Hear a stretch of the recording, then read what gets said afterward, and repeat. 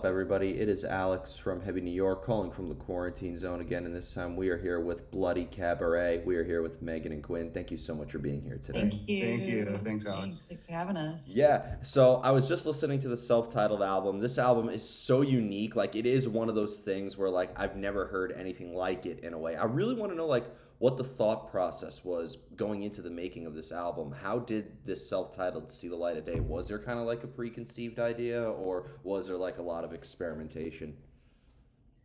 So it's me and Quinn and Kagan, and Kagan is the most. Well, he composed all the music and wrote half of the songs. But we became friends at a Halloween show that we were playing, like a variety show, and from there we started creating just a local show that we were going to perform for the next Halloween. So we were set to play that show last year on March 30th. And then obviously COVID happened, so that didn't happen. So we switched gears and started turning our songs into an album. And it took a year. And it was just kind of a mutual collaboration, a lot of talking about all of our really heavy feelings. So, fear and sadness and tragedy and just all the bad hard stuff to carry around kind of birthed this project. Hmm. It's So it seemed like that's what I got from this album. Like it almost found like the beauty in darkness or the beauty in pain in a way, or pain was the ultimate paintbrush behind it. It almost obviously that would determine a lyrical subject matter behind it, but like to express like the turmoil that you were going through, why did you almost kind of like choose this style of music? Because through pain and suffering, I mean, we've seen it incorporated in classical music, we've seen it incorporated in death metal, we've seen it incorporated in every style of music. Why this particular style? I think it just happened naturally because Kagan is a classical composer. That's just what he's always done. He scores different video and film projects, and we come from more of a indie pop rock between the two of us. More traditional kind of arrangement and music kind of mixture and stuff. So I think the idea of doing it with strings and doing it real with different arrangements of strings was really exciting, and it was just ultimately more expressive. Like feels like you can reach territory with these bowed instruments that are played with the utmost professionalism and talent. People that can really understand how to create moods that you just don't hear often, in a lot of commercial world of music. So it was kind of a nice mixture for us because where Kagan could take songs and make them sound extremely dark and evil, and we could also kind of rein them in to be more melodic. So it was a good mixture for us. Do you feel that maybe this is kind of like a direction you want to stick with, or do you think that this? And I'm probably asking this way too far in advance, but like, do you think that like you're gonna explore into more uncharted territory for the future?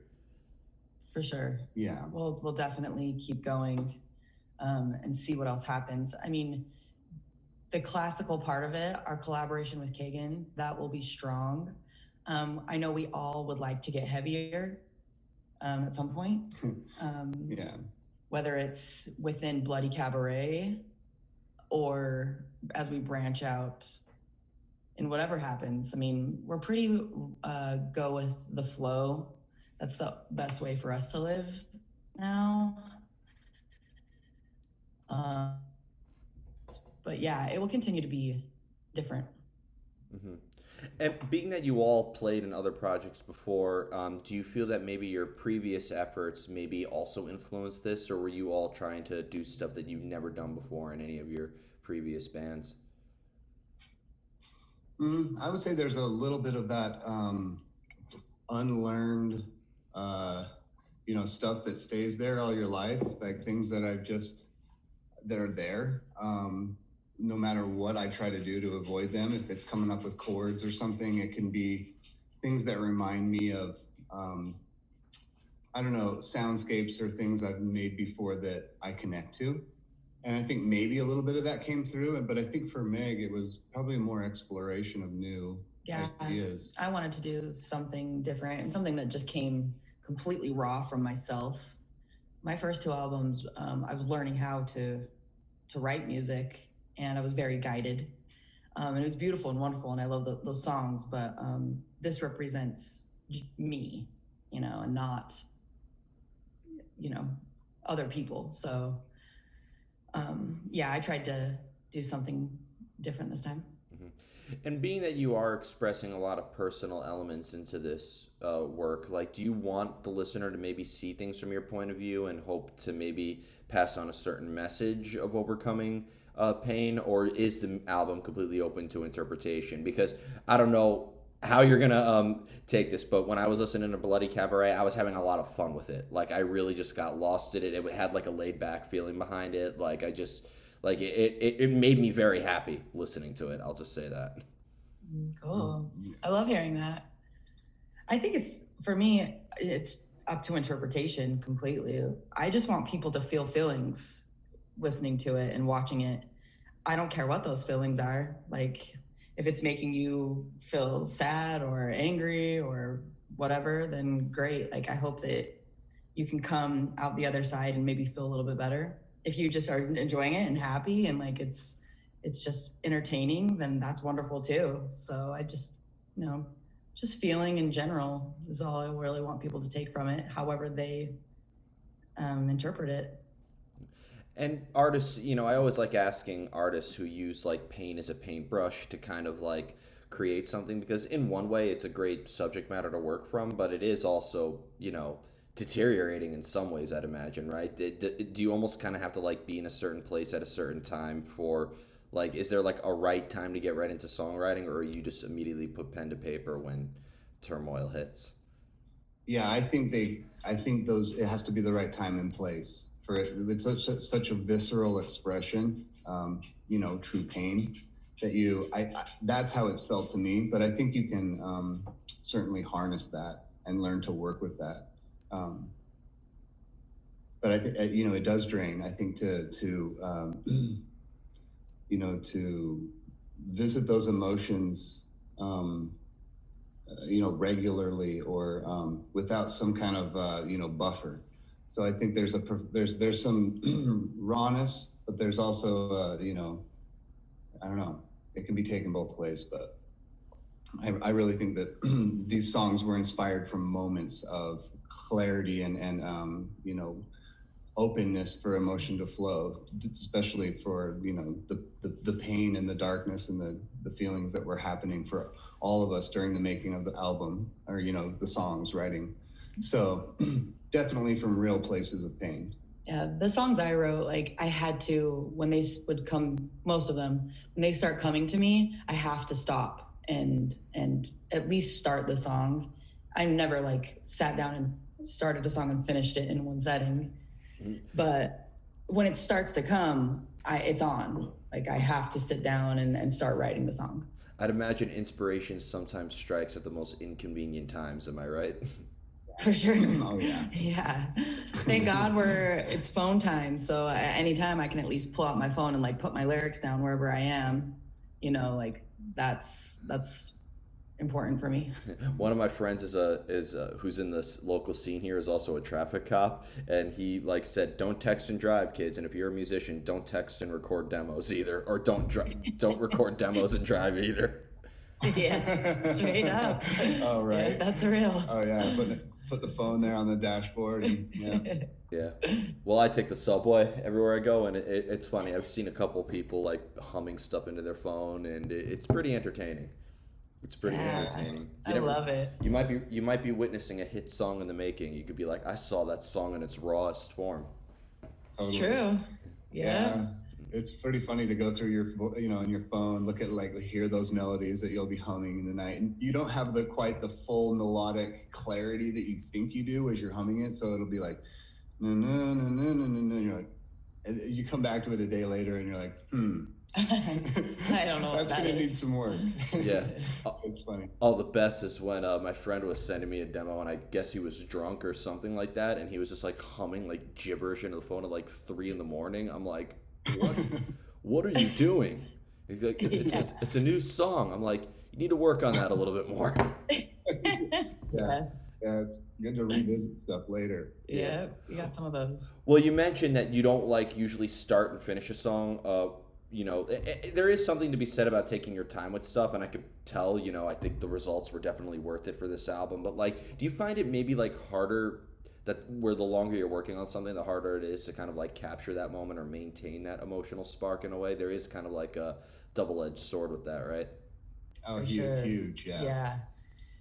For this project, we're collaborating with Kagan, and so when I'll write a piece of a song and then send it to him, and then he'll compose to it and then send it to me, and then I'll finish writing based on more of the emotion that he captured with the strings or the piano, whatever he added to it. But it definitely was like the faster we do this process, the better. Always, the longer it took to do any part of it, you definitely lose some of that magic and that initial spark. So Yeah, and you our can't. goal next time is faster. Mhm. Yeah, Oh, and yeah. is it even possible to capture that moment again? Because I feel like as an artist, every passing second we're different every time. It's kind of hard to rewind in a way, right? Sure. Yeah. Absolutely, dude. Even taking a second take on vocals or third take on or of a musical pass or something, you go, even just that, the urgency you lose on the first, when it's like, let's lay down the scratch track because we're so excited to make this song, and you just lay down that scratch track like it's just like it doesn't matter. It's just like boom, let's go. Or you express it, and then once you start to try to kind of perfect all that and recreate it even in like the passing of an hour or that it's not the same. It's you still there's such an importance for urgency in music and expression. So I think it is hard to go back Yeah. to recreate what needs to be created in the moment naturally. That's why Absolutely. yeah. Especially because I feel like this music comes mainly from within. Like this is sort of like an inward element you're looking at. It isn't like I've met a lot of artists where like they're looking outward, so they look out their window. But like you're looking at your window, you're looking at the same buildings or the same trees or whatever. But being that it's coming from withinward, I mean you're experiencing life every passing second. So it really is impossible to recreate an emotion. Mm-hmm. Yeah. I agree. I think we are emotion. We are feelings. Feelings is life. So in a sense, so once that moment goes, it's unique. Yeah. You know. So, And then here comes the most difficult question of the whole interview. How do you know when a song is done? mm, that's another question. Yeah, when you decide, when the artist decides. Oh, come on. You could do better than that. I know.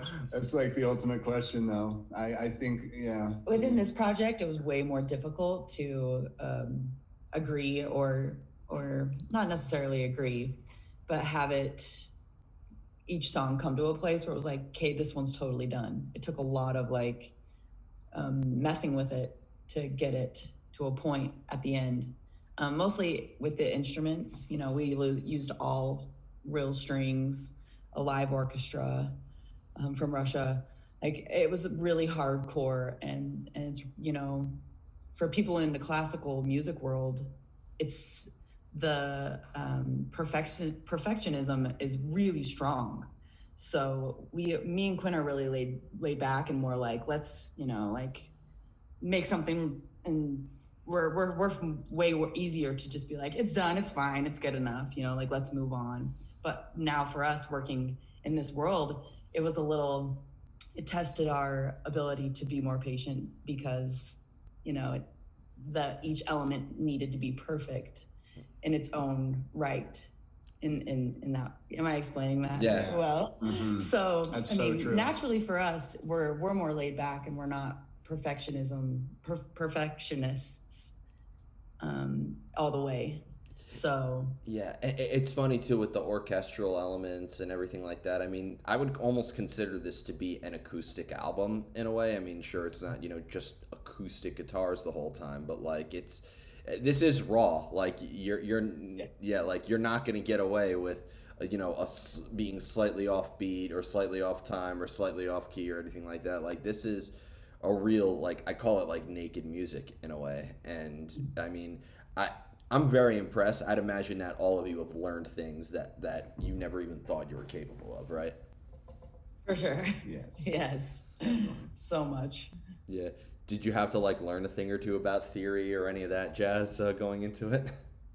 Well, luckily not really. Like, well, I mean, I don't my creativeness isn't really about those kind of formalities. It just is more whatever it is in my you know, my knowledge of music. But Kagan and Quinn know so much, especially Kagan within the classical world and theory and all Yeah. these things. Like his knowledge and talents and skills are absolutely like immeasurable. Yeah, So I didn't need to know anything like that. He knows all of it. well, it's so funny. Yeah, no, it's so true. It's funny that we all kind of help each other right when we need to help each other because you know we could be working on a chord progression or something, an arrangement with the music, and Kagan's taken it to this completely different chord progression for an ending or something, and Megan can kind of come and feel that the emotion is just different, or the song, I don't know, it's just a new set of eyes on it, that like you need when you're too close to something, you need to step back, and that's a really valuable tool perspective, and so to embrace that in each other is really, really good. Yeah. And we learned a lot from Kagan. You know, it was great. It was a really fun process. And that leads me to my final question before we go.